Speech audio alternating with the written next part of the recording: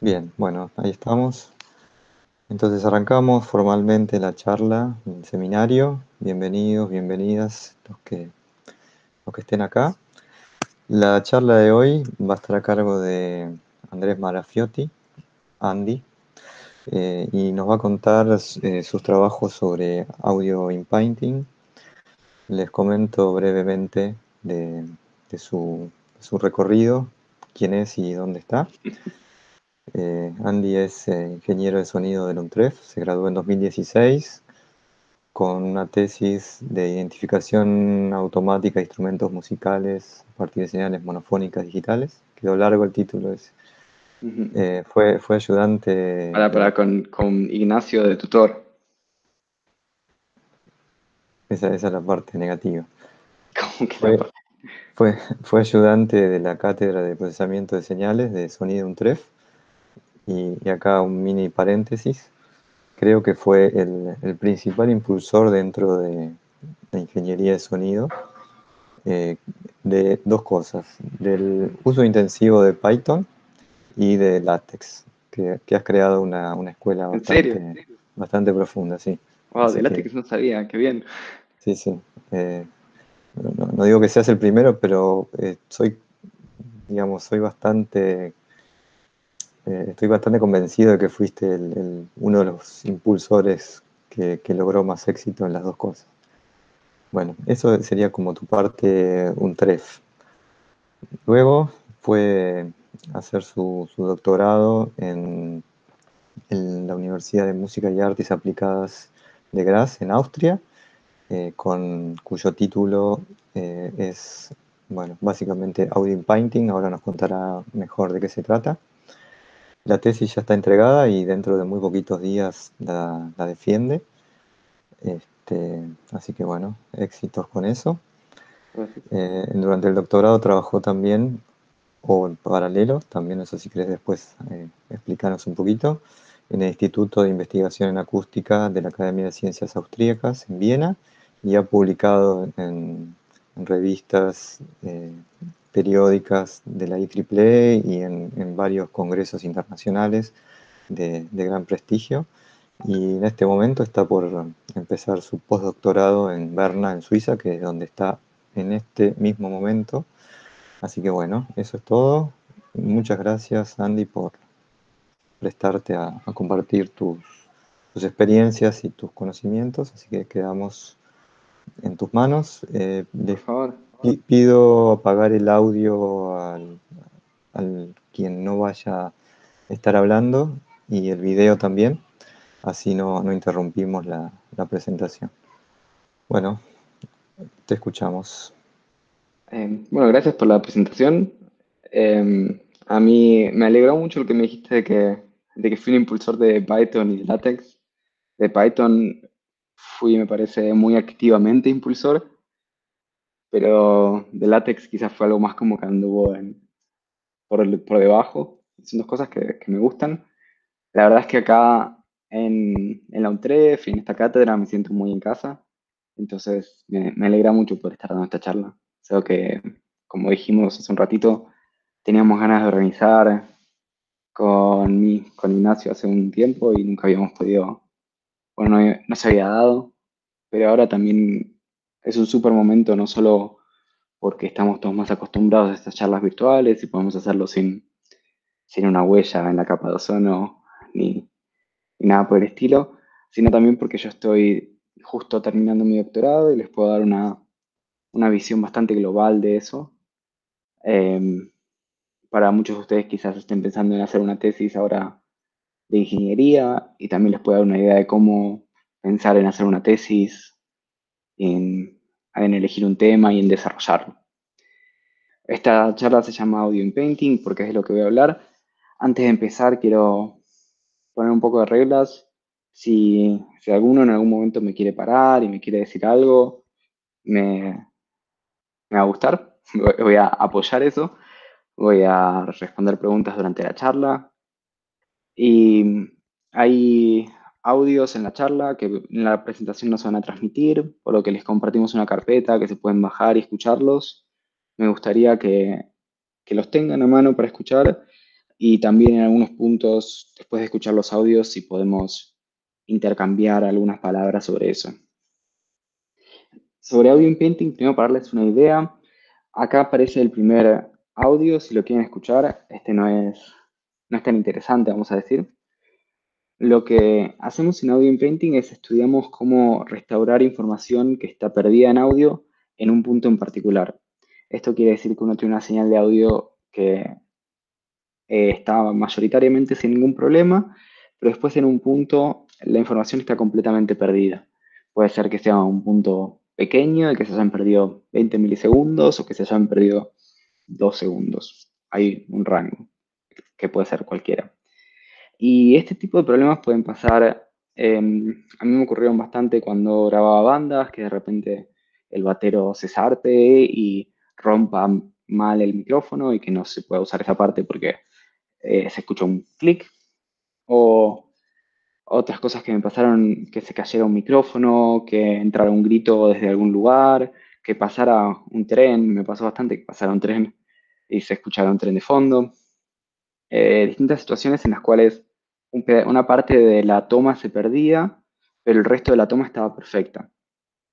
Y este tipo de problemas también puede pasar cuando ustedes están streameando música de internet, que por alguna pérdida, pérdida de conexión se pierde un pedazo de la música, o puede pasar también cuando tienen la música almacenada en su computadora, que por alguna razón se rompe el archivo, o si es en un vinilo, que el vinilo se raye. Hay un montón de situaciones en las cuales esto sucede. Y en particular, sí, yo trabajo con audio in painting, pero me interesa más music in painting. Esto sería, en lugar de tener este trabajo únicamente para audio, que es más general, usarlo para música, porque, bueno, me interesa más la música y hay un montón de estructuras que uno puede ya asumir en la música que, que son interesantes y que no están en el sonido en un nivel más general. Otras son compartidas, pero algunas están solo en la música.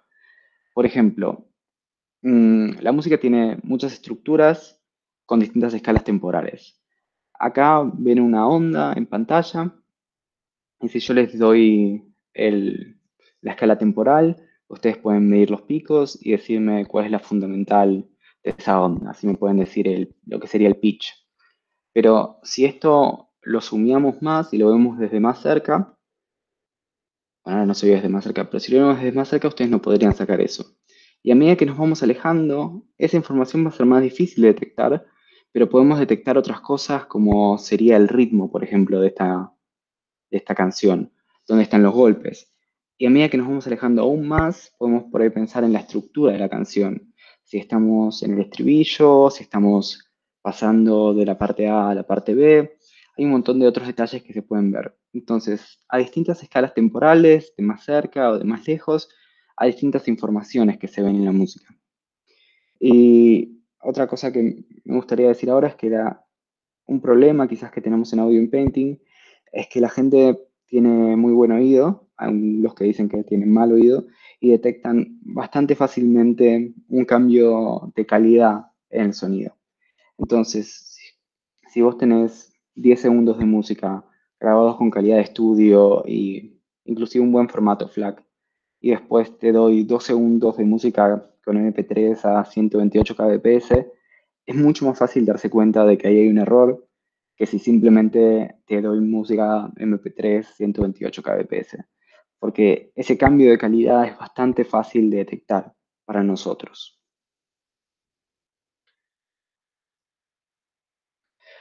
Entonces, en particular, a mí lo que me interesó estudiar al principio del doctorado era cómo podíamos hacer music in painting en agujeros largos, en agujeros que tuvieran por lo menos un segundo de duración.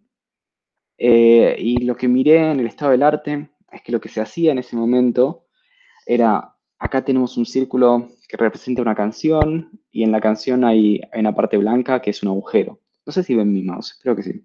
Hay una parte blanca que es un agujero. Lo que hacían los sistemas de Se ve. Music in Paint, ¿se ve? Gracias. Sí. Lo que hacían los sistemas de Music in Paint de Music in Painting era buscar partes de la canción que tuvieran características similares a las cosas que había cerca del agujero y simplemente hacer como que saltara. La canción venía así, y después pasaba acá, y venía acá, y después volvía, y después seguía normalmente. Y esto, si se hace bien, una canción que sea más o menos repetitiva, suena bastante bien, es bastante fácil evitar que alguien se dé cuenta que hubo un problema, pero tiene otras contras. Para mí, una de las contras principales es que ahí no estás poniendo nada nuevo en la canción, simplemente estás copiando algo, que es como la gran ventaja y la gran contra que tiene. Y a mí lo que me interesaba era ver cómo podemos hacer para desarrollar, para generar un pedazo de música nueva que entrara en ese lugar y que también cumpliera con estas características de que uno no detecte claramente que hubo un problema y que además haya un contenido nuevo. Y eso, me interesaba hacerlo en agujeros de alrededor de un segundo de duración porque este, este tema no estaba nada investigado en ese momento y cuando yo empecé la tesis en 2017, ya generar sonido con Machine Learning estaba empezando a tomar un poco de ritmo, pero todavía estaba medio en pañales y me parecía que era un objetivo que quizás fuera alcanzable. Si llegaba a ser un objetivo demasiado difícil, eh, iba a poderlo justificar frente a un comité de doctorado y decir, bueno, hicimos esta otra cosa un poco más sencilla. Y si me pasaba con el objetivo, era aún mejor si lograba algo de que fuera de 10 segundos o no sé, algo más.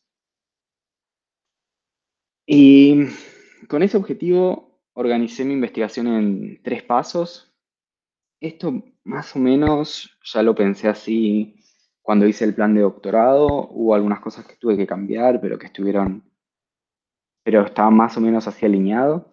Que era, primero, en vez de trabajar con agujeros de un segundo, quería trabajar con agujeros más chiquitos, de alrededor de 100 milisegundos terminaron siendo, y generar con redes neuronales información para rellenar esos agujeros o para repararlos.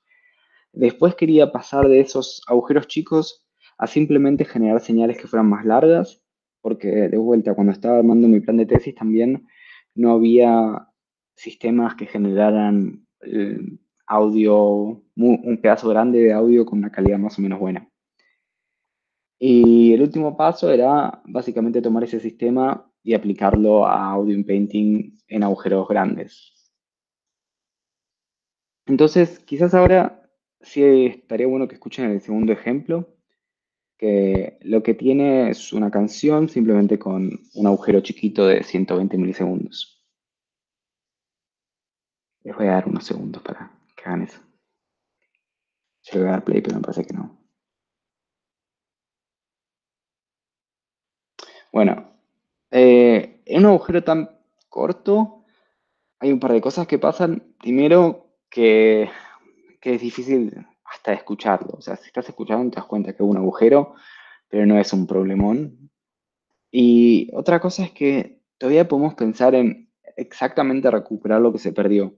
O sea, cuando tenés un agujero más grande de un segundo, va a haber muchas soluciones distintas que van a pasar bien en ese agujero, que uno no va a detectar como un problema y que pueden haber distintas cosas. Por ejemplo, en un segundo se pueden perder 2 acordes y esos acordes los puedes armar con distintas notas o puedes armar invertidas de esos acordes y siempre va a funcionar más o menos igual, va a cumplir el mismo rol.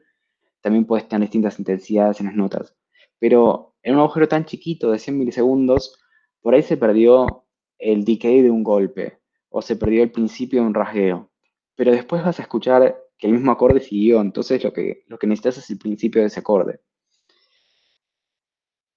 Entonces, eso, acá podemos intentar recuperar exactamente lo que se perdió. Eso nos ayuda en un montón de formas. Primero, que podemos intentar recuperar em, la señal y capturarla y medirla con signal to noise ratio. Podemos medir exactamente cuán lejos estamos de recuperar la señal exacta. Eso es muy bueno. Pero bueno, esto lo hicimos igual para simplificar el problema. Estamos achicando la extensión de los agujeros. Y la segunda cosa que hicimos para simplificar el problema es que quisimos generar audio como espectrogramas y después recuperar la fase. espectrogramas, me imagino que más o menos saben lo que es transformada de tiempo corto de Fourier, los valores absolutos de eso. Igualmente espectrograma, si lo ven en internet o en la literatura, mucha gente lo usa para referirse a otras cosas, así que tengan en cuenta que por ahí a veces leen espectrograma y es otra cosa. Pero tendría que ser eso, creo, espero. Bueno, ahora hay un video con un poco de audio, que si quieren lo pueden ver. Esto va un poco a por qué elegimos esa representación de audio. Em, lo que van a hacer es, tenemos arriba la señal en tiempo, abajo el espectrograma, esta misma señal, y al mismo tiempo tenemos el sonido, que es lo que ustedes podrían escuchar si lo quieren reproducir en sus casas. Y lo que vemos acá es que la imagen de abajo está mucho mejor condicionada con lo que ustedes están escuchando. Cuando, ¿qué quiero decir con condicionado? Cuando uno ve esto de acá arriba, quizás puedes darte cuenta de cuando arranca una nota, pero mirando así es imposible decir qué frecuencia tienen esas notas, o es imposible decir si hay una nota, dos, tres, cinco, 10. Es muy difícil. En cambio, en el espectrograma es mucho más fácil entender cómo estaba compuesto el sonido, decir, acá hubo esta cantidad de armónicos, o sea que el sonido debe sonar de una forma más suave, los armónicos son terceros, ok, está un poco más distorsionado, hubo varias notas tocándose al mismo tiempo, puedes decir inclusive qué notas se tocaron. En el espectrograma hay mucha más información que está a simple vista ahí. Y lo que nos pareció a nosotros es que esto, lo de arriba, la red neuronal no lo puede escuchar, pero lo de abajo más o menos lo va a poder ver. Entonces va a ser mucho más fácil para la red extraer la información de acá abajo y al mismo tiempo generar información en este dominio, porque es mucho más fácil de interpretar. Eso fue más o menos una hipótesis que teníamos que estaba un poco vaqueada en algo de literatura, pero no en toda.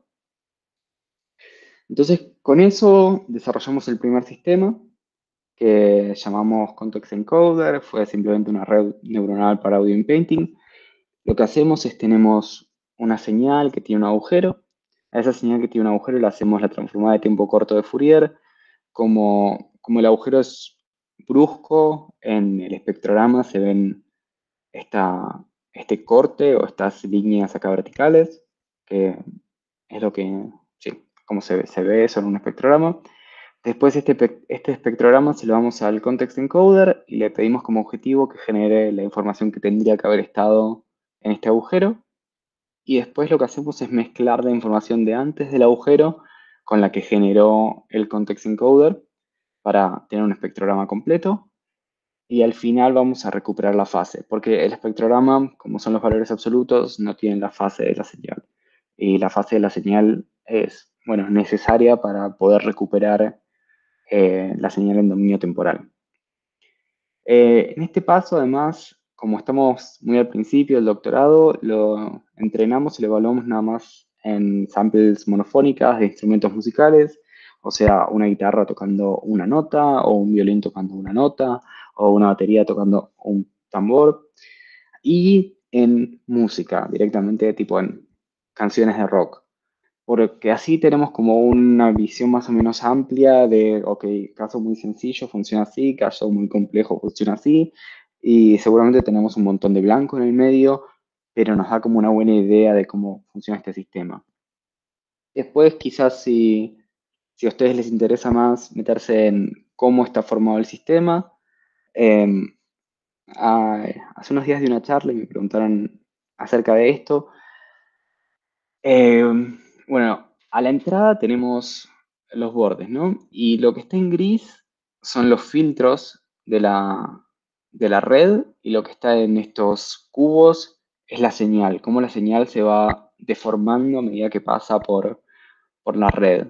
Esto es algo que a mí al principio del doctorado no me era nada claro, pero cuando uno pasa las señales por estas redes se deforman y pasan a ser algo que no está muy relacionado con lo que nosotros esperamos que fuera. Acá además la estamos comprimiendo a medida que va pasando por la red hasta llegar a este vector de 1 por 2048. Este vector, después de todas estas eh, layers convolucionales, lo pasamos por una layer lineal. Acá básicamente todos los valores se multiplican con todo. Y después lo empezamos a volver a expandir y a llevar al tamaño que tiene que tener el agujero, que era 257 por 11, me parece. Y al final tenemos la respuesta del context encoder. ¿Cómo funcionó esto? Bueno, acá lo medimos en Signal to Noise Ratio, que es una medida de la señal que generamos contra la señal que tendría que haber estado. Y estamos viéndolo en promedio y en desviación estándar para reconstrucciones de agujeros de 64 milisegundos.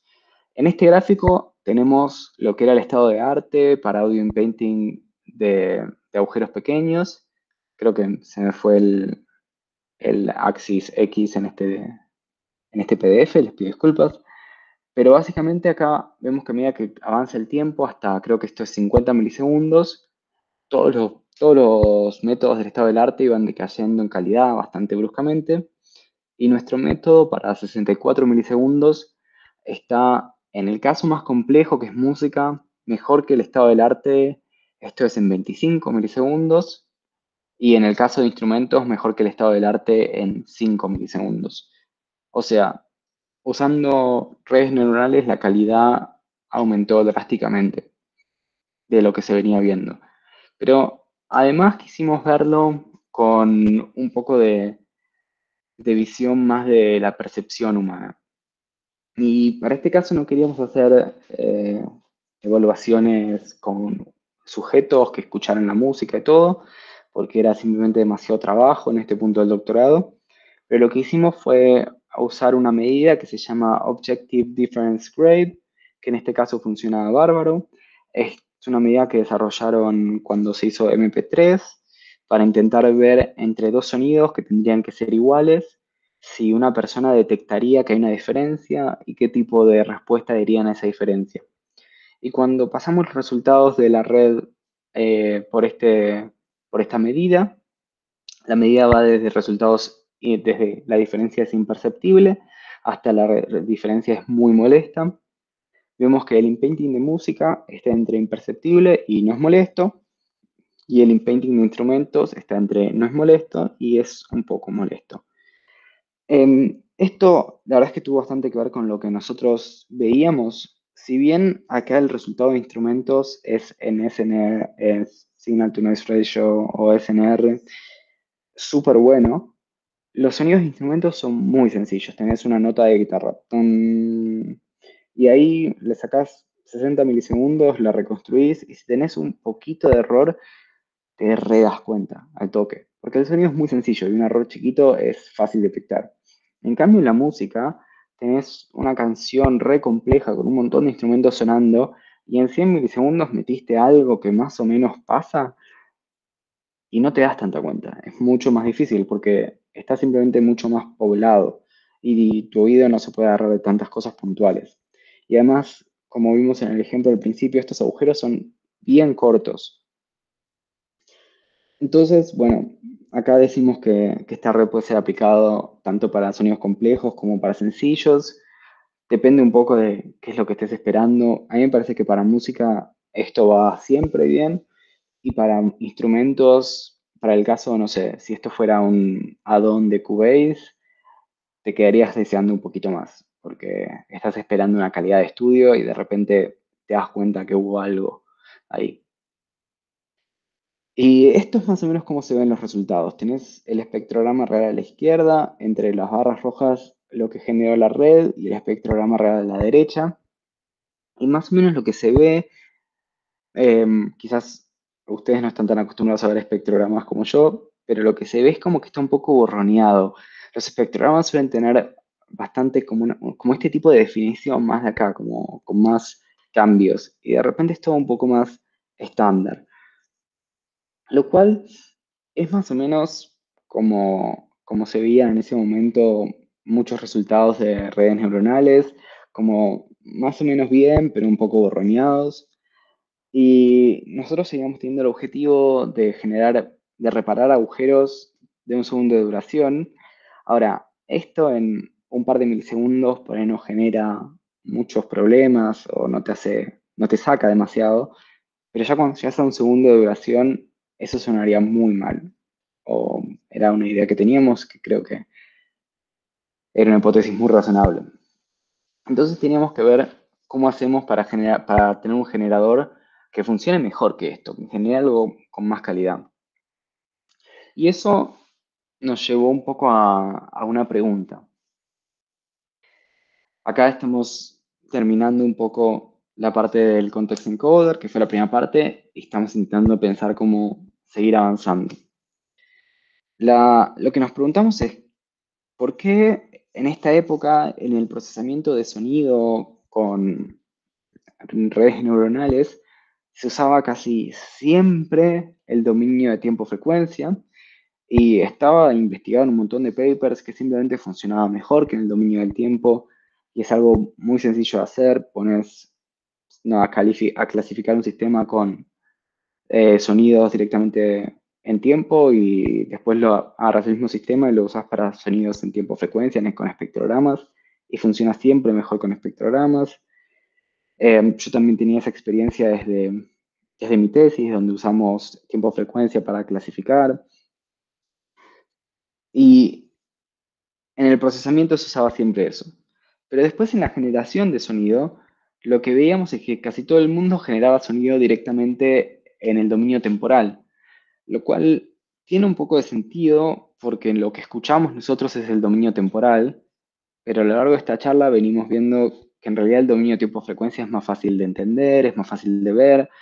Entonces, podemos hacer una generación de sonido con más calidad analizando en tiempo-frecuencia las señales.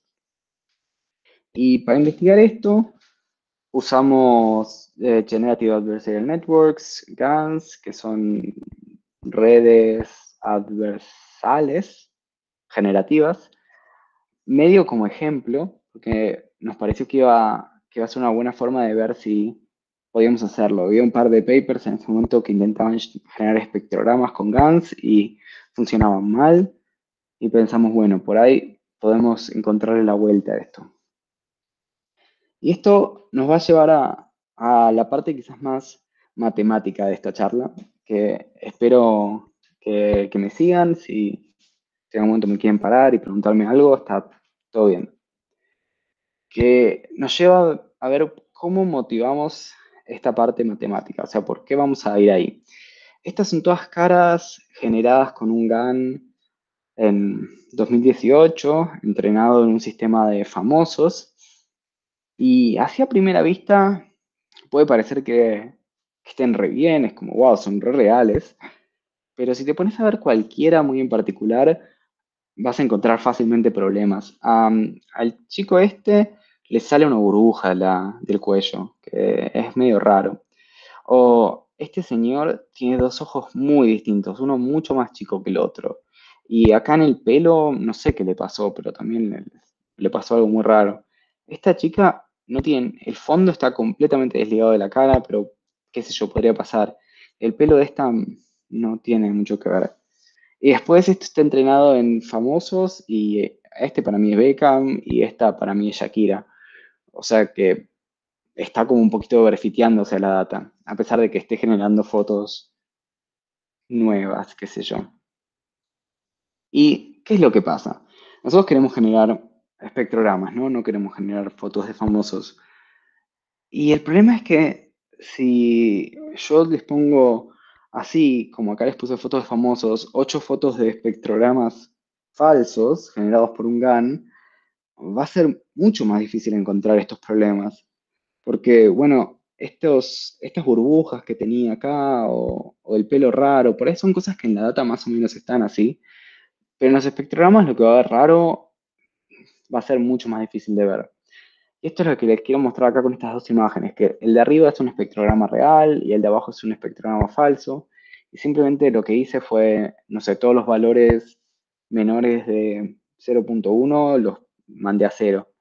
Y ya está, es un espectrograma falso, pero no te das cuenta a primera vista.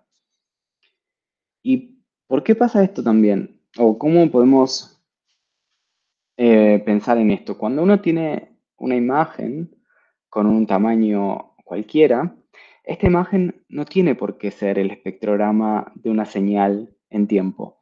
Si nosotros vemos en esta pelotita todas las señales de R que tienen un largo cualquiera, que son señales de audio, o podrían ser cualquier tipo de señal, pero vamos a decir que es audio en este momento, y le hacemos una transformada de tiempo corto de Fourier a estas señales, vamos a caer en este dominio azul de señales complejas con esta cantidad de elementos, pero las transformadas de Fourier de estas señales solo van a caer dentro de este dibujito amarillo. Entonces, ¿qué pasa? Pongámosles que el GAN generó una señal acá, en el punto azul. Para esa señal recuperamos la fase, la invertimos al tiempo y llegamos a una señal, porque la inversa siempre va a proyectar del azul al amarillo, la inversa de la STFT. Siempre va a proyectar acá. Y entonces quedamos en este punto rojo. Pero este punto rojo, tomamos la transformada de tiempo corto de Fourier y caemos en este otro punto rojo, que no es de donde arrancamos. Entonces acá hay una diferencia solo por el proceso de hacer la inversa y la transformada, que no tendría que estar, ¿no? La inversa y la transformada tenía que ser, y tienen que poderse hacer ida y vuelta sin introducir ningún error. Entonces, lo que queríamos hacer es, tenemos al GAN generando información en todo este círculo azul. ¿Cómo podemos hacer para estar seguros de dónde está generando la información? De si está en el azul o si está en realidad dentro del amarillo, que también es parte del azul. Y para eso empezamos con los espectrogramas, que se derivan de la transformada de tiempo corto de Fourier, que es más o menos la transformada en tiempo-frecuencia que mejor entendemos y que más se usa en procesamiento de audio, que tiene esa fórmula que seguramente Ignacio se las dio en algún punto del cuatrimestre, y que lo que más importante para nosotros en este momento de esta fórmula es que la podemos considerar en términos de la magnitud logarítmica y de la fase. Y acá podemos ver, esta es la magnitud logarítmica de una señal X procesada por esa fórmula. Y esta es la fase. O sea, cuando uno ve la fase, no parece nada, es completamente horrible. Pero si tomas la derivada de la fase en tiempo, por ejemplo, y la derivada en frecuencia, demodulada, un poco de procesamiento en el medio, pero nada muy mágico, lo que vemos es que en realidad la fase derivada para un lado y la fase derivada para el otro lado se parecen mucho a la magnitud logarítmica. Eso lo podemos ver inclusive matemáticamente. Tenemos esta fórmula y si la ventana que estamos usando es una ventana gaussiana, podemos decir que eso se cumple a nivel matemático, que la derivada de la fase en una dirección es igual a la derivada de la magnitud en la otra, y la derivada de la fase en otra dirección es igual a la derivada de la magnitud en otra dirección. Con acá un lambda y un 2πx, o sea, un par de constantes o variables, pero definidas. ¿Y qué pasa con esta fórmula? Esta fórmula nos relaciona la fase y la magnitud de la transformada de tiempo corto de Fourier. Ok, ahora entiendo dónde voy. Esta ecuación nos relaciona la fase y la magnitud. Pero hasta ahora estamos hablando de la transformada de tiempo corto de Fourier en el dominio continuo, lo cual no es lo que usamos, ¿no? En la vida real. Está bueno estudiarlo, tiene un montón de propiedades súper interesantes en el mundo continuo y los matemáticos me van a matar de que diga que no es lo que usamos, pero no es lo que usamos. Entonces, para tratar de pasar esto al mundo discreto, tenemos que aproximarlo. Cuando lo aproximamos, con un poquito de magia de por medio, si quieren, porque no voy a ponerme a hacer todos los pasos, hay un paper que escribí donde están todos los pasos, llegamos a esto. Tenemos la derivada discreta de la fase, tiene que ser más o menos parecida a acá también una constante, de la derivada de la magnitud en la otra dirección y viceversa. Y de estas dos, si las volvemos a derivar, acá la derivada de la magnitud la volvemos a hacer derivada en la magnitud y acá la derivada simplemente, la derivada de la magnitud de una dirección la volvemos a hacer en la otra dirección, y acá la derivada de la magnitud de una dirección de vuelta en la otra dirección, o en la misma dirección. Perdón, estoy siendo un poco vueltero, pero hace rato que no veía esta fórmula, así quiero arrancar desde la siguiente y explicar la anterior. Desde la fórmula 3. La primera la volvemos a derivar en n. Entonces tenemos, no, en m. La volvemos a derivar en m, la primera. Entonces tenemos la derivada nm de la fase y la derivada dos veces m de la magnitud. La segunda la derivamos en n. Entonces tenemos la derivada mn de la fase y la derivada dos veces n de la magnitud. A la izquierda tenemos dos veces la derivada nm, o mn es lo mismo, y los lados de la derecha los tenemos que poder igualar, ¿no? Entonces lo que obtenemos acá es que la derivada segunda de la magnitud con alguna constante, más la derivada segunda de la magnitud en otra dirección con una constante, tiene que ser igual a menos 2pi. ¿Y por qué eso puede interesarnos? Porque nosotros lo que queremos es generar nada más magnitudes y queremos tener una fórmula que podamos aplicarle a esas magnitudes y decir, esta magnitud está en el círculo amarillo o está en el círculo azul. Y lo que estamos viendo ahí es una fórmula que nos dice, si esta fórmula se cumple, las magnitudes tienen que estar en el círculo amarillo. Y si no se cumple, están en el círculo azul. Eso simplemente igualando estas dos. Pero, ¿qué nos pasa en realidad? Tenemos esta fórmula que es muy linda, pero hubo acá una aproximación discreta. Entonces eh, empezamos a hacer análisis con evaluaciones de resultados reales, de señales reales, y nos dimos cuenta que esa fórmula tenía muchos errores de aproximación. ¿Y qué es lo que dice esta fórmula? Que la derivada en una dirección más la derivada en la otra dirección tiene que ser igual a una constante. Entonces lo que pensamos es, quizás en vez de medir simplemente esto, lo que podemos medir es la variación de una derivada y la variación de la otra derivada. Y podemos ver si las dos derivadas están correlacionadas, porque para que esta fórmula sea siempre constante, al cambio de un lado se tiene que dar un cambio inverso del otro lado. Si no, no va a pasar. Entonces básicamente definimos acá dos partes de esa ecuación y dijimos, bueno, vamos a medir la consistencia como la correlación de Pearson entre estas dos partes de esa ecuación, que es básicamente intentar eso, ver si las dos derivadas están cambiando juntas.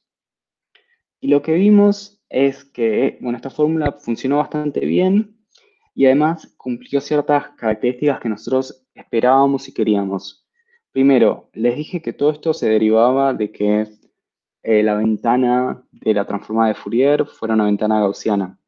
Y acá vemos que esta fórmula se maximiza con ventanas gaussianas y con otras ventanas se minimiza. Por otra parte, vemos que si usamos valores random, hay una diferencia considerable entre los valores que obtenemos con un espectrograma y los valores que obtenemos con una ventana random. Y por último, tenemos acá la redundancia. La redundancia es el tamaño de la ventana sobre el hop size. En el caso continuo tendríamos un sampleo perfecto y en el caso discreto tenemos un sampleo que generalmente es malo, pero a medida que aumentamos la redundancia, ese sampleo mejora.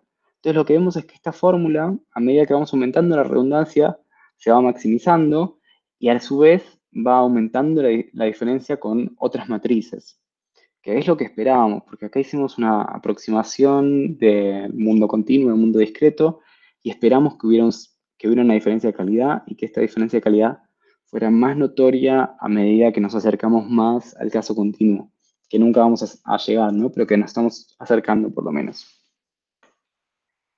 Además, esta fórmula para el caso de redes neuronales estaba súper buena porque la podemos usar para dos cosas. Primero, para evaluar si la red está convergiendo. Acá tenemos en rojo y azul dos redes que entrenamos y convergieron o simplemente funcionaron bien, dieron buenos resultados. Y en gris, una red que no convergió, que generaba resultados malos. Pero a su vez que en todas las otras medidas que uno podía analizar esta red, las tres eran más o menos parecidas. Entonces encontramos una medida en la que podemos decir, bueno, el GAN está entrenándose bien, pero no está generando buenos resultados porque la consistencia de los espectrogramas no es buena. Como estábamos viendo que las fotos que generaba tenían burbujas saliéndole de acá o que tenían el pelo raro o cosas por el estilo. Eso por un lado, porque la medida es buena. Y por otro lado, que esta medida se puede optimizar. Nosotros le podemos decir al GAN, generar nada más espectrogramas que minimicen esta medida. Entonces, directamente vamos a siempre hacer que el GAN genere espectrogramas buenos, digamos. Este segundo punto, si bien es real, que lo podríamos hacer, la verdad es que no nos sirvió tanto. Nos sirvió más simplemente monitorear la medida y decir, ah, mira, el azul está generando mejores resultados. Y después, si nos vamos y escuchamos y hacemos un experimento largo entre las dos, nos damos cuenta que el azul realmente generó mejores resultados. Entonces nos resultaba mejor como herramienta para ver qué red era mejor que como algo para minimizar o para optimizar. Bueno, con eso armamos una red que llamamos Time Frequency GAN. Básicamente, GANs, les tendría que seguramente explicar un poquito lo que son.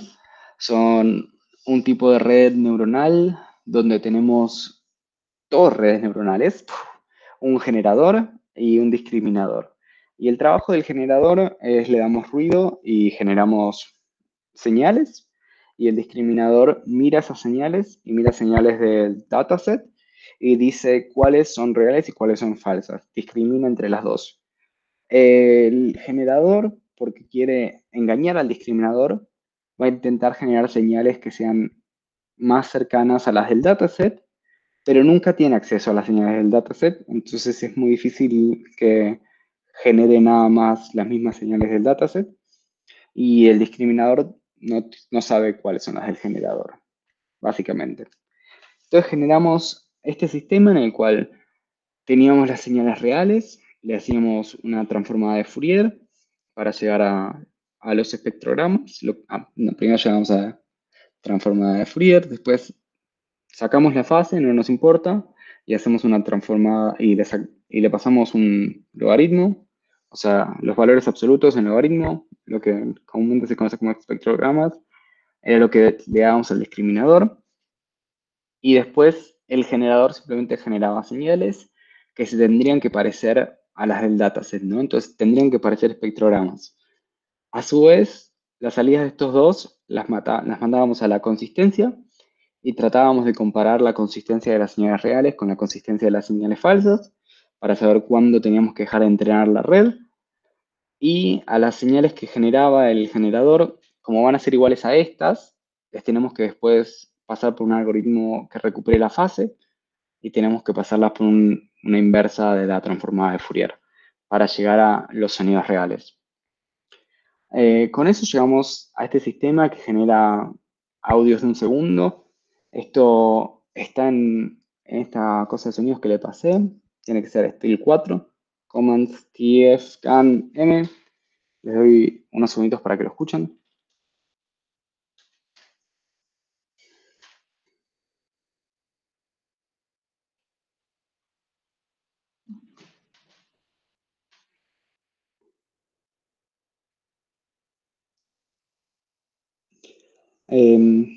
Si alguno quiere decir algo al respecto, puedo tirar la primera piedra y decir que no son buenísimos. Que eso igual también se ve más o menos acá en los espectrogramas. No vemos los originales son, son así y los generados como que tienen un poco ganas de siempre hacer algo. La red me parece, como que siempre hay información y en los originales hay muchas partes de silencio. Pero si alguno quiere igual decir algo. Ok, sigo.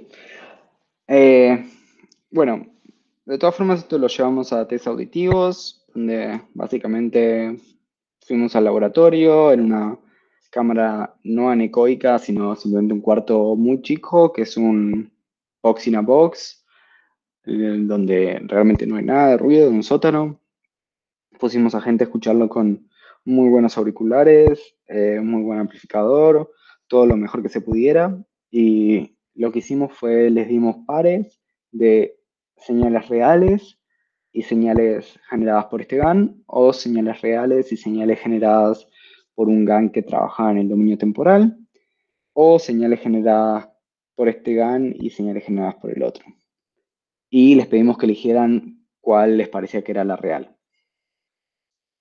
Y lo que vimos de eso es que cuando la gente tenía las señales reales, en el 86% de los casos elegía las señales reales por sobre las nuestras, y en el 94% de los casos elegía las señales reales por sobre las del GAN trabajando en tiempo.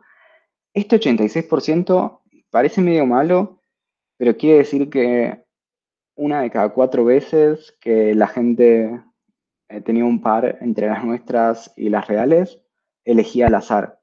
Porque cuando vos te equivocas entre dos cosas que puede ser real o falso, lo mejor es que no sepas cuál es, no que elijas siempre lo falso. Si elegís siempre lo falso sería medio raro.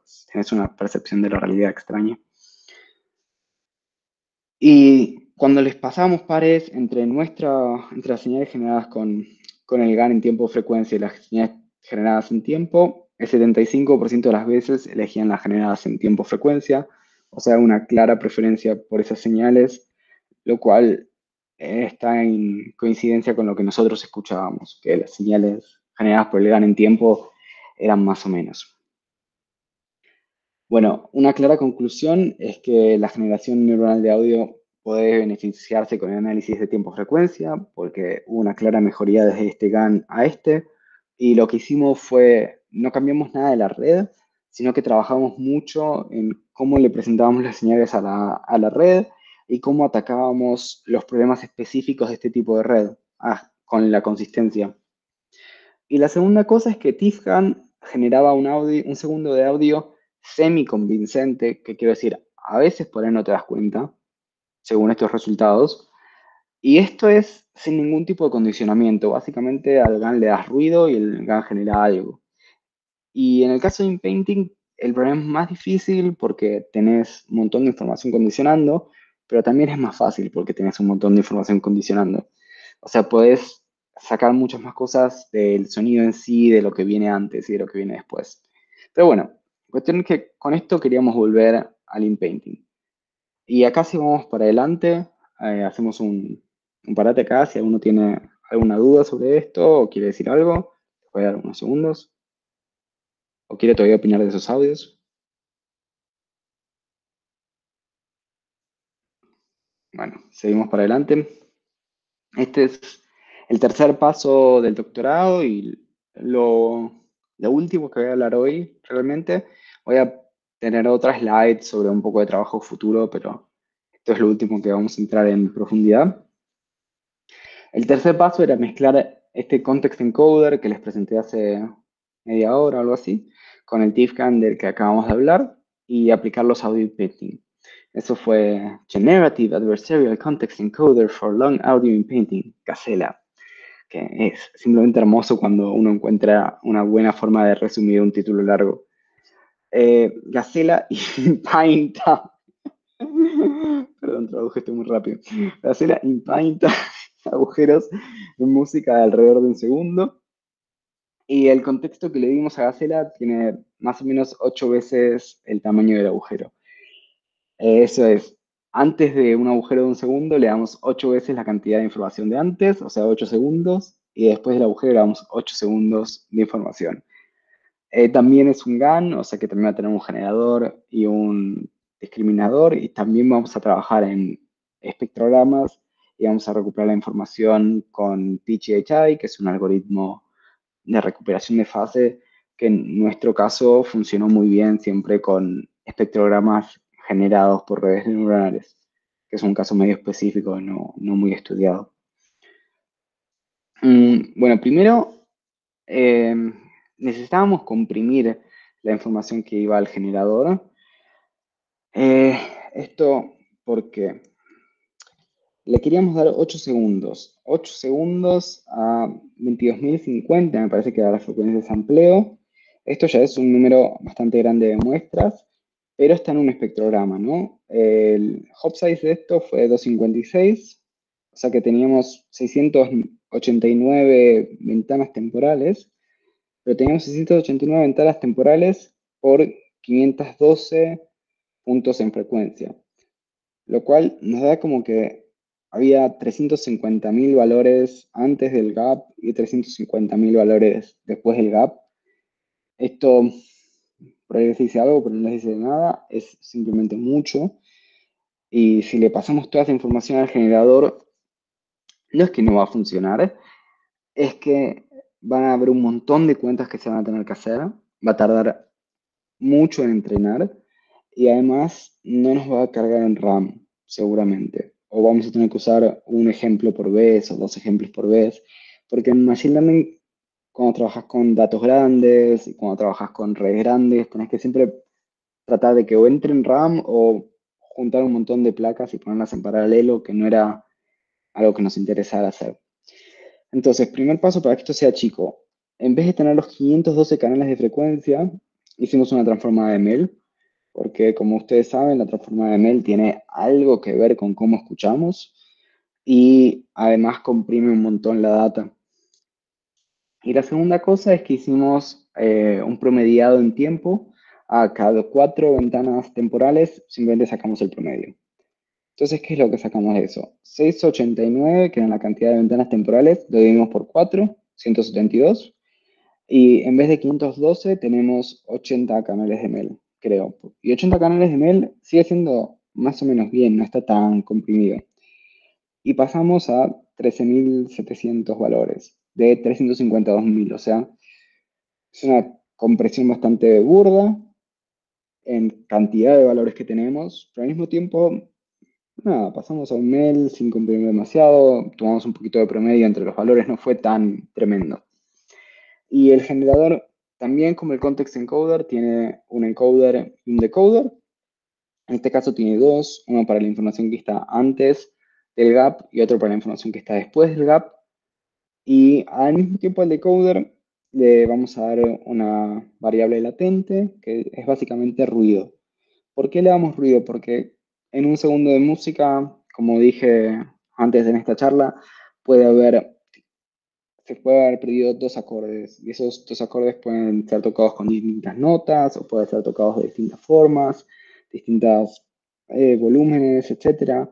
No podemos esperar a recuperar exactamente lo que se perdió. Entonces le damos ruido para que la red tenga un poquito más lugar a expresarse. Después lo que genera el generador o va a PGHI, PGHI, para recuperar la fase o va a los discriminadores y en el GAN que les mostramos antes había un discriminador, pero ahora usamos 5 discriminadores, todos trabajando en distintas escalas temporales. ¿Por qué? Porque como les mostré al principio de esta charla, hay distintas dependencias en distintas escalas temporales en la música. Y nosotros queríamos que Gacela tomara un poco de todo eso y que intentara analizarlo en distintos niveles. Entonces, ¿qué hicimos? El primer discriminador nada más toma las señales generadas o señales reales y las compara. Entonces, este discriminador va a intentar hacer que la calidad del sonido, que el tipo del sonido sea parecido a lo que hay en el dataset. Después, el segundo discriminador toma el gap y lo ampliamos dos veces el tamaño, o sea, toma la mitad del largo del gap después y la mitad del largo del gap antes. Y lo que queremos que este discriminador haga es simplemente que se encargue de que la transición entre la información generada y la información real sea suave, que no haya un clic cuando aparece la información generada, porque no, sería una forma muy clara de darse cuenta que acá hay un problema. Después, a todo este espectrograma grande, lo pasamos de vuelta por mail para checarlo un poco. Y estos TA son time averaging, o sea, es simplemente sacar promedios en las ventanas temporales. Y lo pasamos por tres discriminadores más, con distintos tamaños de time averaging todos. Acá siempre estamos duplicando la cantidad de información temporal que tenemos y haciendo un time averaging del doble, con lo cual en cantidad de valores siempre son iguales. Y lo pasamos por tres discriminadores más que esperamos que se concentren más en el ritmo o en la estructura de la canción o en cuestiones que son más generales en el espectrograma y que no son tan puntuales.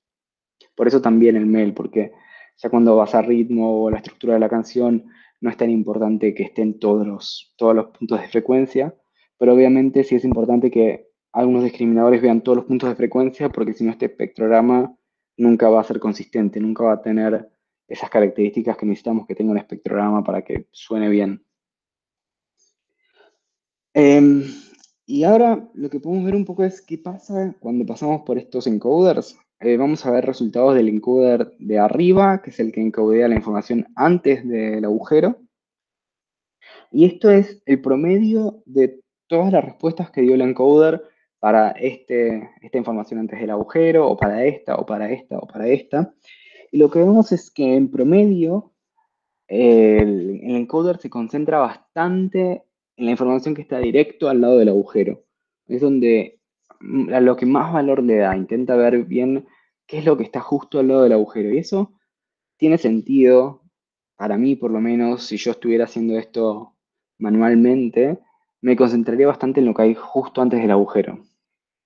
Pero si en vez de mirar el promedio de los resultados, miramos los distintos canales individualmente, vamos a ver que casi todos los canales tienen mucha información al lado del agujero, pero también hay canales que tienen bastante información alejada del agujero, que están concentrándose en cosas que pasan mucho antes, que están por acá.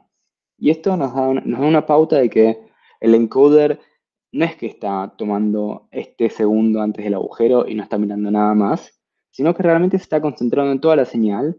Si le está dando más peso a la información que está acá, le parecerá más importante, pero se está concentrando en toda la información que hay. Y eso es una buena forma objetiva de ver que la red está haciendo lo que nosotros queríamos que hiciera.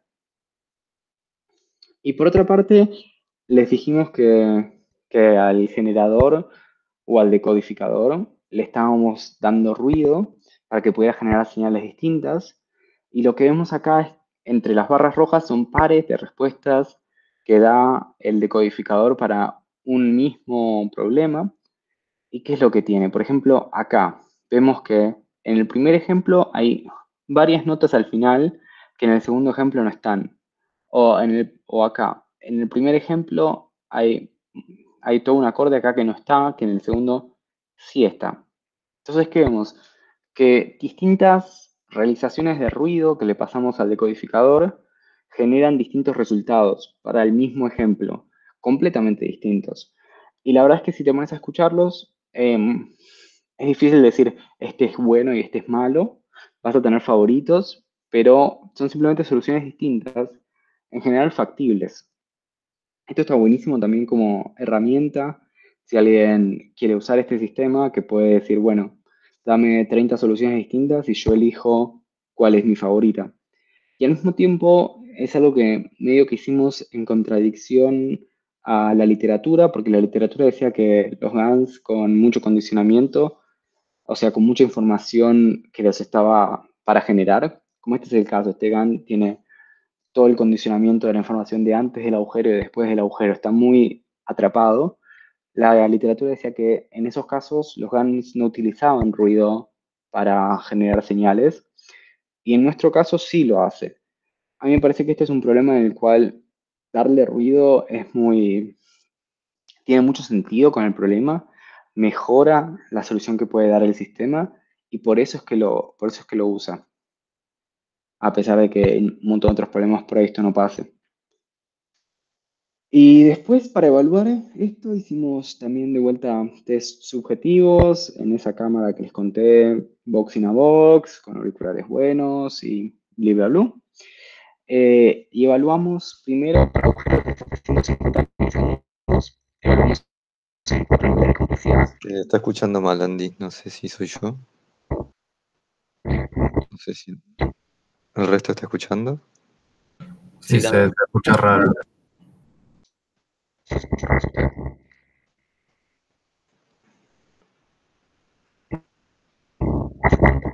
No, se sigue escuchando mal.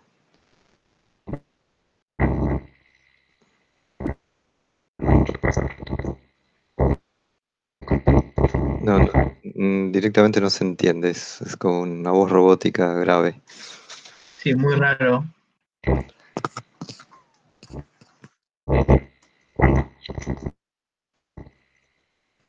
Nada, es un toque.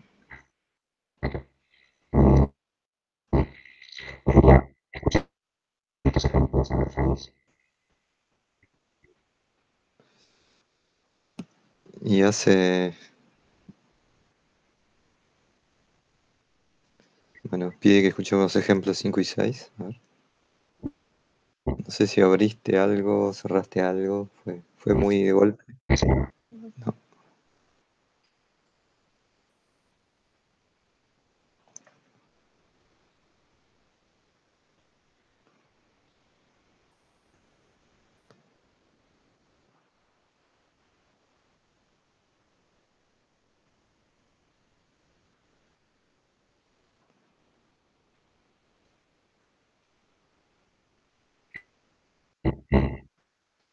no, sigue escuchándose mal.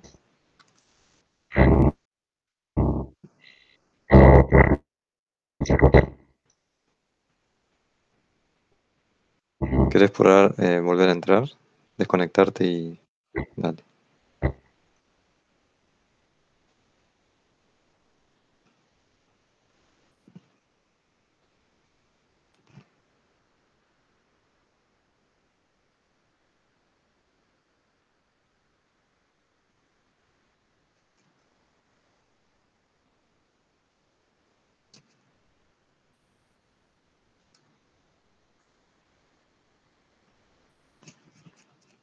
Bueno, mientras les comparto un link al paper del trabajo de la fase, que eso probablemente no sea muy conocido.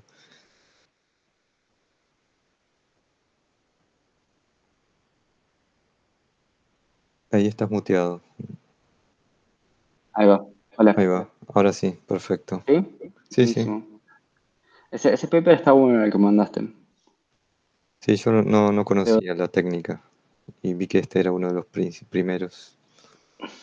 sí, es el primero. Y todo lo que hablé de la consistencia es muy similar a lo que está basado este paper. O sea, sale mucho de charlar con Steniak, que es el primer Ujú. autor, y cómo tratar de entender bien cómo funciona este sistema y por qué funciona bien, en qué casos, y entender que, bueno, tiene que haber ciertas estructuras que estén ahí. Bueno, ¿Pudieron escuchar los audios que les pasé? yo sí. No sé si... Los demás, si alguno...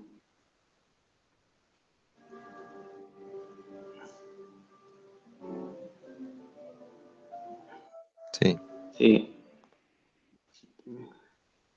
sí, sí. No sé. Bueno, estos cuatro niveles de complejidad los armamos nosotros intentando más o menos hacer algo. El primer nivel es un dataset de MIDI que gente escribió a mano, entonces es súper cuadrado y después lo pasamos por un sintetizador, una de las voces del MIDI nomás, entonces solo una voz de MIDI recuadrado sintetizado.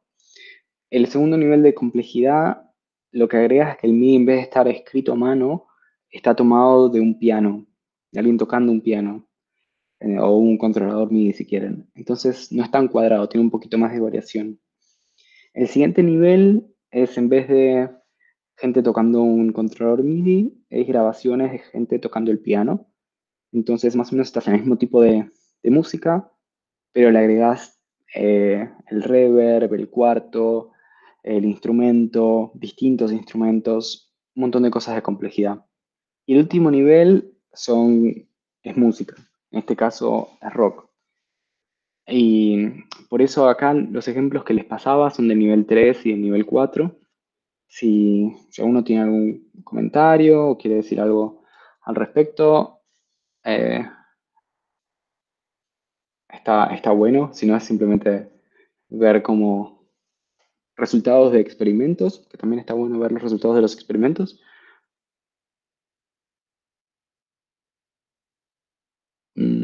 Ok, bueno, entonces experimentos. Pusimos a gente en esta cámara box in a box, escuchar con auriculares buenos y, y todo. Y lo que notamos es, acá les pedimos que si detectan los artefactos o un problema, que digan cuál es la severidad de ese problema.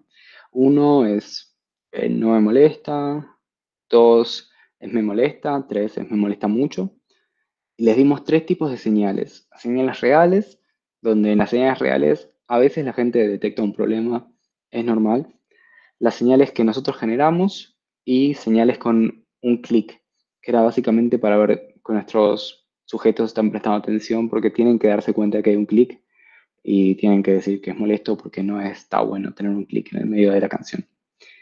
Y lo que vimos es que más o menos a medida que aumenta la complejidad, nuestra, nuestra red va funcionando un poco peor.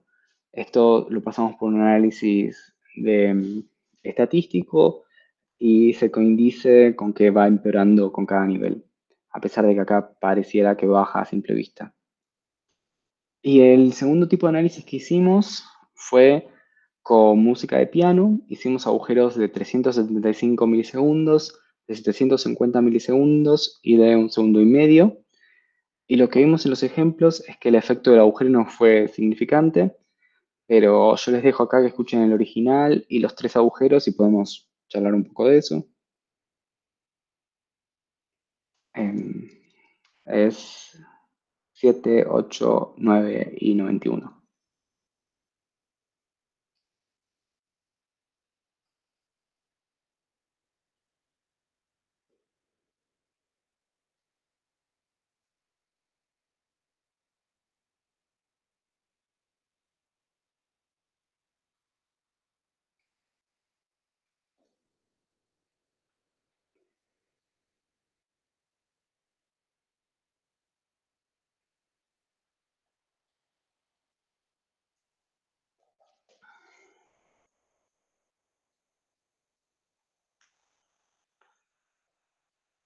Bueno, ¿alguno quiere opinar?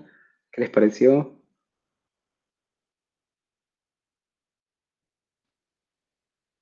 Sí, no cambia tanto, pero en el caso del largo sí se escucha como algo quizás un poco más raro a lo A que mí me, venía pare- siendo el real. a mí me ¿El pareció lo 7 cuál mismo. era? El 7 es real. No, el 8 entonces. Es short, short. Ok. Es como que aparece una modulación, dice Maximiliano. Sí, como que se hace más evidente que el sonido es medio raro. Y yo coincido completamente con Iván que en el largo me parece que el error es mucho más evidente. También es mucho más fácil interpretarlo. Creo que en el corto por ahí escuchas que pasó algo, pero es muy difícil saber qué. Pero en el largo vienen muchas más palabras a la mente.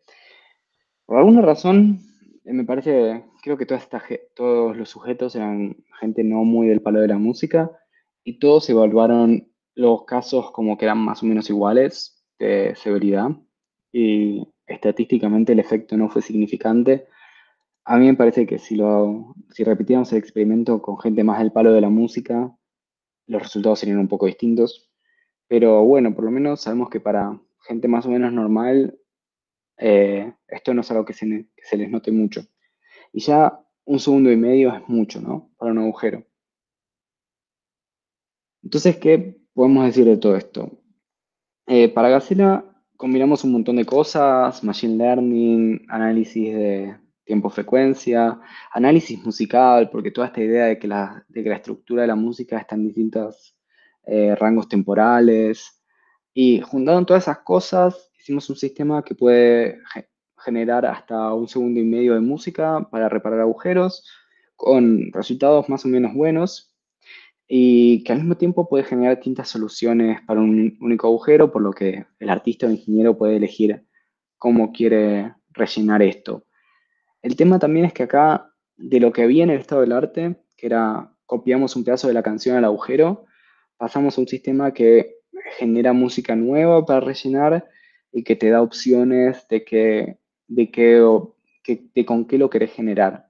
Y si bien el sistema no es perfecto, es el primero de su tipo y abre un montón, una rama de investigación que es, bueno, ahora podemos evaluar este tipo de sistemas desde un punto de vista musical, si están respetando armonía, si están respetando ritmo. Podemos hacer un montón de cosas que antes simplemente no pensábamos como posibles.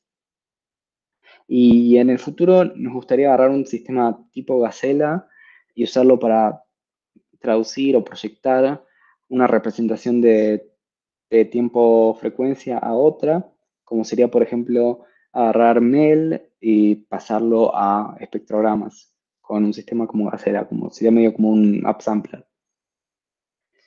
Y si antes de irme les quería dar otra cortita. Esto es un paper nuevo en el que estamos trabajando, que ya lo mandamos a una revista, pero todavía no tenemos respuestas. Acá vemos ODG, que era esa medida de cuán problemática era la reconstrucción, y SNR, que es otra medida de error. Y tenemos para PHI, que es un tipo de forma de recuperar la fase, para Griffin-Lim, que es el más conocido, y para otro que no tenemos por qué hablar de él ahora. En distintos colores tenemos distintas redundancias, y lo que vemos en la mayoría de los sistemas es que a mayor redundancia funcionan mejor. Para Griffin-Lim eso es hasta redundancia 8 y después medio que se clava. Y para Face Heap Integration PGHI aumenta con la redundancia que aumenta. En algún punto uno ya no detecta más la diferencia, pero en SNR sigue mejorando. Y lo que tenemos acá en lambda es sería como el ratio entre cuán bien una ventana representa la información frecuencial de una señal y cuán bien representa la información temporal. ¿Qué quiere decir esto? Piensen en la ventana de Hahn. Si la ventana de Hahn en un sampling rate cualquiera la toman con 512 muestras, va a agarrar un pedazo de señal de 512 muestras y va a tener una representación en frecuencia y otra representación en tiempo. Si esa ventana ahora, en vez de tener 512 muestras, tiene 5120, la ventana va a ser mucho más ancha, va a tomar mucha más información en frecuencia, pero va a perder mucha información en tiempo. Generalmente nosotros decimos, bueno, si perdemos información en tiempo, podemos igual hacer un hop size, un salto más chico y recuperar esa información en tiempo. Pero acá lo que vemos es que para una redundancia cualquiera, hay un punto en el cual uno hace que la ventana sea demasiado ancha y eso ya no pasa. No, esa información que perdiste en tiempo no la recuperas más.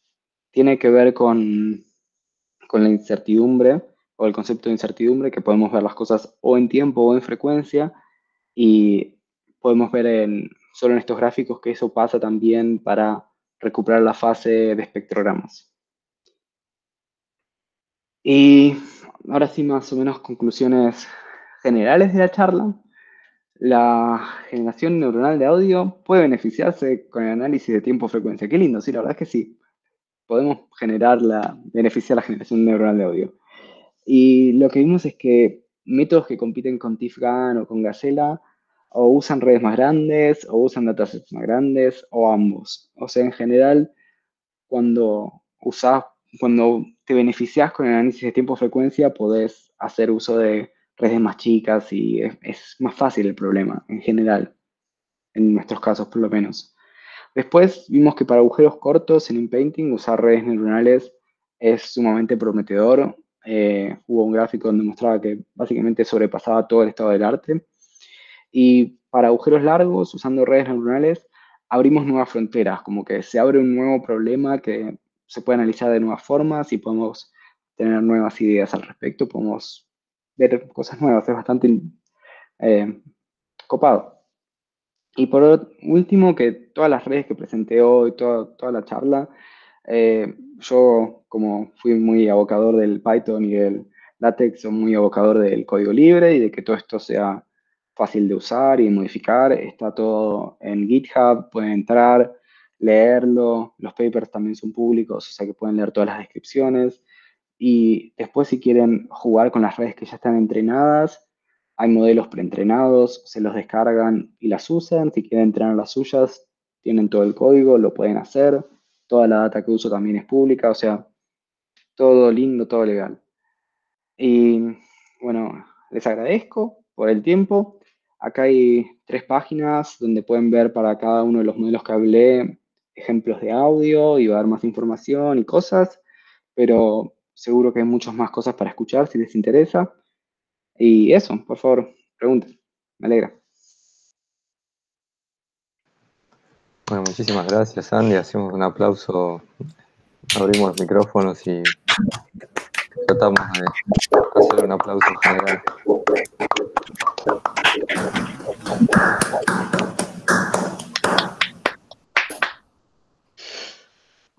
Bueno, buenísimo el trabajo. Es enorme la potencialidad que tiene esto. Es increíble la gran cantidad de cosas que nada, se pueden hacer a partir del trabajo que iniciaste.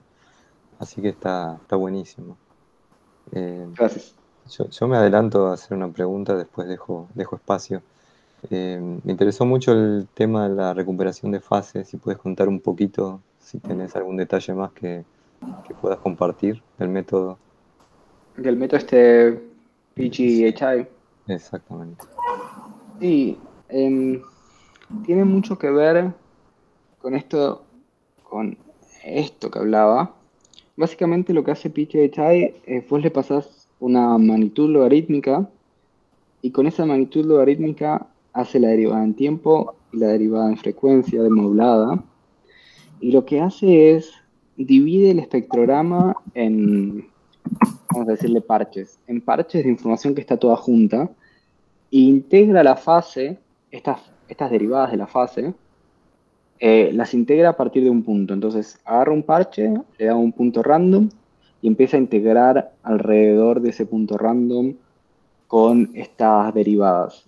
Y cuando integró todo el parche, se va a otro parche y pone otro punto random y hace exactamente lo mismo. Y obviamente estas derivadas, como no tienes la fase, las obtiene a partir de la magnitud con estas fórmulas de acá, con estas fórmulas que puse acá, estas dos. Eso era Que con es igual. Esto es con gaussiana y PGHI funciona mejor con gaussiana, pero la gaussiana es muy parecida a la ventana de Hahn, que es muy usada, y es muy parecida a la mayoría de las ventanas. Sí, si usas ventanas rectangulares, funciona claramente peor. Eso es otra de las cosas, creo que no tengo acá pero en el paper que hicimos de fase, otra de las cosas que hicimos fue ver distintos algoritmos, cómo funcionan con distintas ventanas, y vimos que PGHI claramente funciona peor con otra ventana, porque está pensado para ser usado con ventana gaussiana, pero igual con la ventana de Ham funciona súper bien. Face Griffin Beam casi que no tiene diferencia, y el otro tiene un poco de diferencia también según la ventana. O sea, básicamente que distintos algoritmos de fase van a depender de la ventana que uses y que la ventana gaussiana es buena, funciona bien, a pesar de no ser la más usada. Buenísimo, gracias. Por favor. ¿Preguntas? ¿Comentarios? Andy, yo acá tengo una pregunta. No, primero, increíble todo tu laburo. Me encantó. Y yo hace poco me estoy metiendo en esto y me di cuenta que influye mucho en la resolución de. Me di cuenta, como que es algo que influye mucho en la resolución del espectrograma y en la información que se ve, el tamaño de la ventana y justamente la ventana. Y mi duda es si hay alguna forma de automatizar este proceso de elegir qué ventana, qué hop size, qué tamaño, o es así para cada cosa que uno está estudiando, bueno, tomar una buena decisión y laburar con eso. O sea, como esto de, hasta ahora lo mío fue, bueno, pensar un poco, pero más que nada ir tratando valores y ver con qué obtengo el mejor espectrograma. Pero nada, un poco la duda es esto, si hay alguna forma de. Mira, súper pregunta. La verdad es que, por un lado, requiere bastante tiempo de trabajar con todos estos distintos valores y hacerte una idea. El paper este que escribimos y el que mostré este último gráfico, todavía no lo pudimos liberar porque uno de los coautores no quiere que lo saquemos hasta que no esté publicado en un journal. por alguna razón. Em, pero está en la página, así que la puedo poner acá, la página si es libre. Básicamente lo que hacemos es automatizar ese proceso, es agarrar espectrogramas y para la recuperación de fase, pasar por todos los tipos de valores que podría tener el espectrograma y tratar de encontrar cuáles son los mejores, a partir de una redundancia, etcétera. Esto para recuperación de fase. Si vos lo querés hacer para, no sé, ver cuándo el espectrograma está mejor representado, ver cuándo es más claro algo, es Sí, bastante... creo que como es el dato de entrada de la red neuronal, va a funcionar distinto la red dependiendo de lo que ve en esa imagen y de la resolución, me imagino. Ujú. Sí, sí, seguro. Depende muchísimo de que la información esté bien representada para que la red pueda aprender y pueda procesarla y pueda hacer algo con eso. Eh, hay por ahí algunas reglas así como de dedo. A mí me parece que redundancia mínima tendría que ser 4. Ya menos que eso, hay muchos problemas que empiezan a aparecer en los espectrogramas. Pero las ventanas yo usaría Han o usaría Gauss si se puede, o lo que tenga más pinta como de campana, o sea, una ventana cuadrada mete No, mucho ruido, ¿no? ya experimentado, ya me di cuenta que la Ujú. sí, sin duda. Pero sí, o sea, me parece que es bastante de trabajo, de hacerlo y de ir viendo. Y de Eh, experiencia. y de experiencia. Yo cuando cursé procesamiento de señales, el TP final tuvo que ver con eso. Nos dio Nacho ventanas y nos pidió que hiciéramos la transformada de Fourier de las ventanas y que viéramos la respuesta en frecuencia que tenían. Sí, lo vimos eso. Sí, sí, Ahí va. sí, lo revimos. Pero sí Bueno, va. no, Por favor. genial.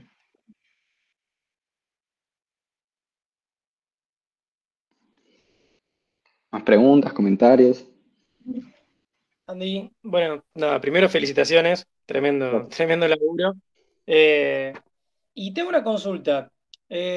Digamos, ¿vos le ves algún sentido, por ejemplo, a enfocar, siempre estamos hablando de Fourier y demás, algún uso de wavelet en todo esto al comienzo, digamos, enfocar el análisis de un lado más complejo? Porque hay algunas cosas en ese sentido, pero yo no he terminado de ver nunca nada demasiado aplicado. O sea, desde tu lado, desde tu punto de vista, de lo que estudiaste, ¿ves que tiene algún sentido o que como que complejiza tal vez demasiado para no llegar a tanta información? Sí, desde mi lado me parece que tiene todo el sentido.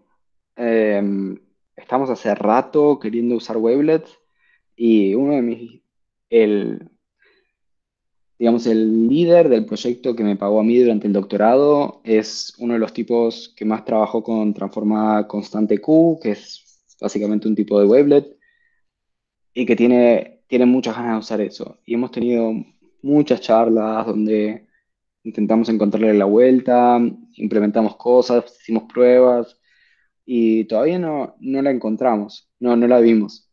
Pero a mí me parece que es una re idea, me parece que cuando se le empiece a sacar la vuelta de tuerca ahí, va a funcionar súper. Y es más o menos lo que queremos empujar. O sea, TIFGAN dijimos, bueno, usar espectrogramas porque queríamos también mostrarle a la comunidad que es una comunidad que genera audio en tiempo porque es más fácil mostrarle, bueno, si generas en tiempo frecuencia puedes tener mejores resultados porque se mueven mucho con resultados, ¿no? Y era como algo más accesible. Entonces en ese momento nos pareció que agarrar wavelets era muy alejado. Después, como que ya estábamos medio del lado de los espectrogramas, no funcionaban bien, pero sí, yo le veo todo el sentido. Y otra de las cosas que tengo al final de la charla, usar como una red así para transformar de un dominio a otro, estaría buenísimo. Como podría ser de espectrogramas a wavelets. Mm.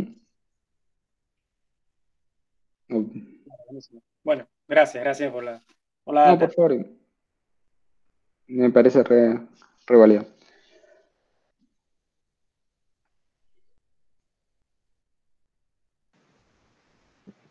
No sé si por ahí sobre todo la gente de Untref, si tiene por ahí alguna consulta más de tipo, digamos, entre comillas, personal sobre el camino que hizo después de terminar la carrera, cómo siguió su doctorado, no sé si alguien tiene curiosidades de ese tipo de cosas, que digamos es un momento para aprovechar ya que son casos particulares pero que por ahí dan información útil para el resto.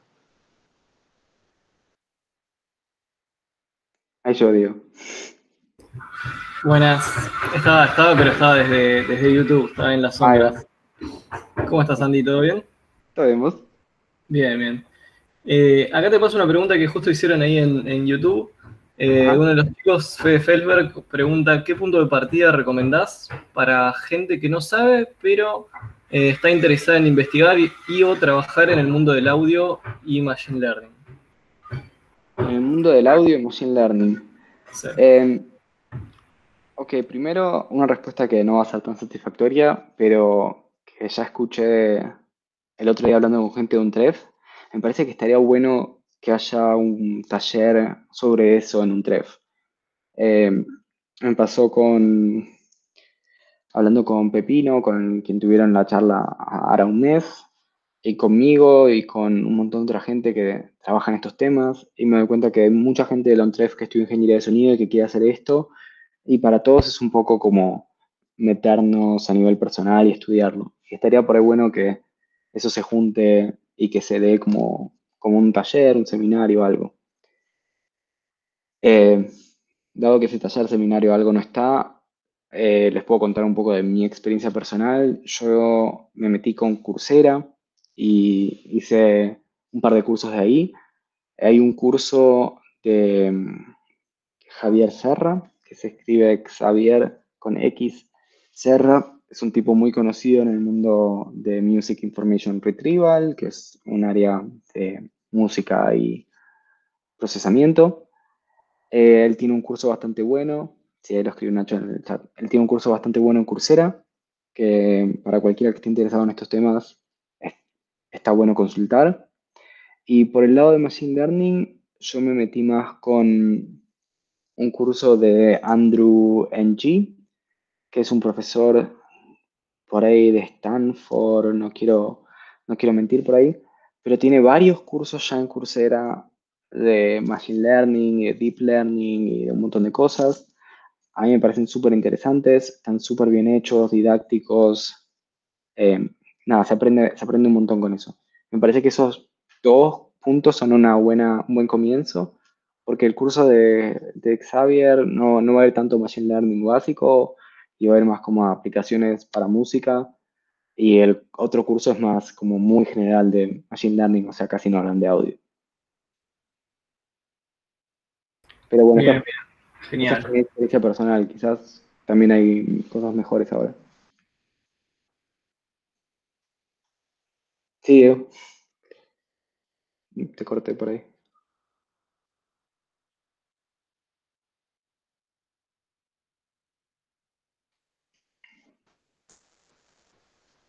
Hola, ¿cómo va?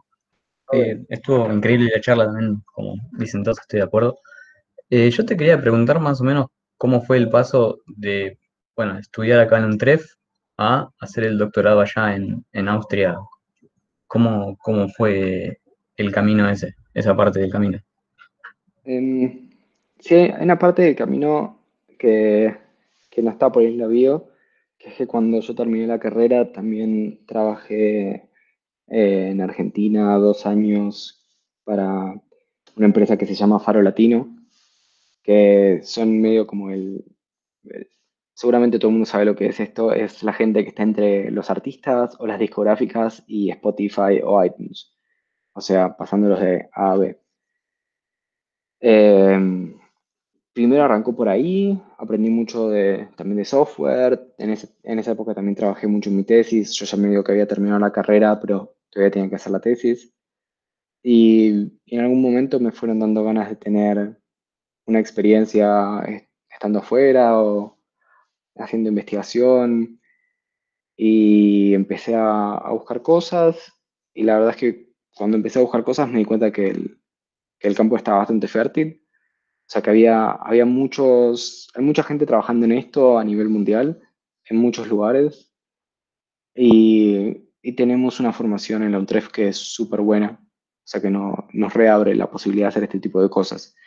Y me parece que eso está claro también por la cantidad de gente que egresó de ingeniería de sonido y está haciendo cosas en Estados Unidos o en Austria o en Francia o en Dinamarca, en un montón de lugares distintos. Y también gente haciendo cosas muy distintas, ¿no? Como mucha gente, o sea, gente trabajando con implantes cocleares, gente trabajando con electrónica de audio, gente trabajando con procesamiento de señales, como muchas cosas muy distintas también. Pero sí, para mí se dio después de un par de años de estar trabajando en otras cosas y de darme cuenta un poco de que quería tener una carrera más ligada a la investigación que a la industria y de buscar cuáles eran las posibilidades. Buenísimo, gracias. Por favor.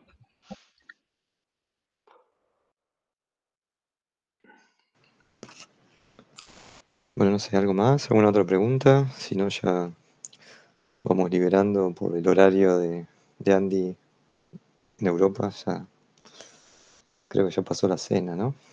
O estaba ahí. Sí, la cena vino antes. Ah,